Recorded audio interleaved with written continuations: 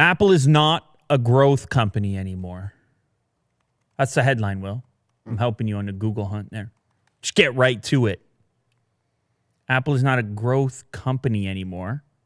What does that mean? How do we break that down? Amazing article here. Comprehensive read, in fact.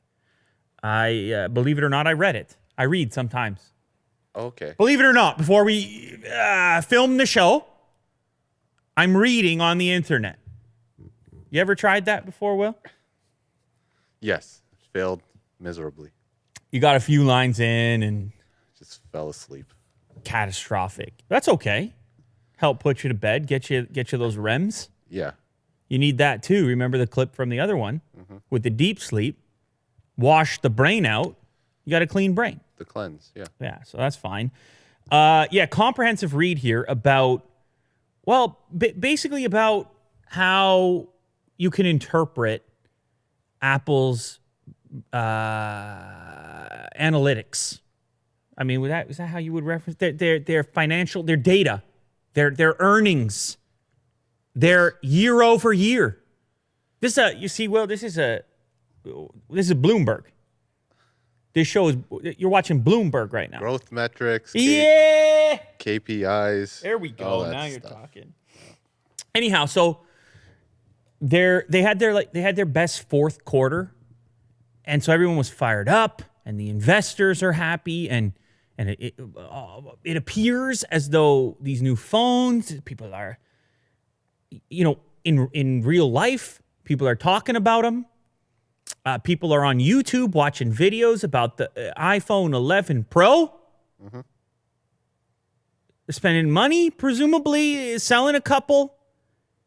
But you see, the problem with that, believe it or not, is that iPhone, as a brand within Apple, posted a $22 billion loss year over year. $22 billion. Like, that number's no joke, Will. Yeah. $22 billion. How are they losing? No. It's a decline. It's a decline. Overall revenue. $22 billion decline from the previous year. Why? Because we're in a financial reporting now. Oh, right, yeah. So it isn't as hot as it was. Now, Apple, as you know, they don't report, they don't extract all the specifics when they do the reporting. So you don't know exactly the breakdown of different devices, which ones are selling, which part of it was bigger before. They do break out the services and wearables. And the wearable segment kind of sucks up a little bit of that juice because, of course, they're moving units over there. Service is growing at an 18% year over year. But according to this particular analyst, Beth Kindig, it's not accelerating fast enough to soak up the entire decline from the iPhone segment. Now, iPhone, big money maker, ladies and gentlemen. I mean, maybe the hottest product ever of all time, arguable. Maybe. So for Apple, what's important to note, for the record, for people who watch this, maybe aren't tuning into the Bloomberg, this doesn't mean Apple's going anywhere.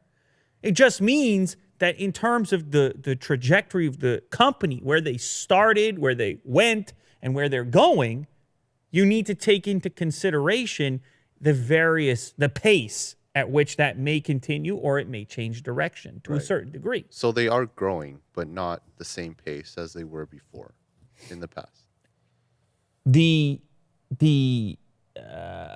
conclusion, the finding in the article is that maybe you've seen the peak for the iPhone, that the smartphone saturation story has caught up to everyone, and we're in such a saturated environment now that the revenues that used to exist can never be realized again. The money's not out there to grab because of the competitive marketplace that exists now. You can't go grab this easy 1,000 from the average person. Right. On top of that, the macroeconomic scene, you didn't expect that today. Neither did I. Macro. People are getting more cost sensitive. It's a global marketplace. trade situation, China not thinking as favorably as Apple, or at least selecting domestic brands, a lot of factors at play. Now, Apple's going to reach into the services. They're going to reach into the Apple TV Plus, right, to try to get a little bit of cash back. But it's like a $5 subscription. You're still on a per customer basis.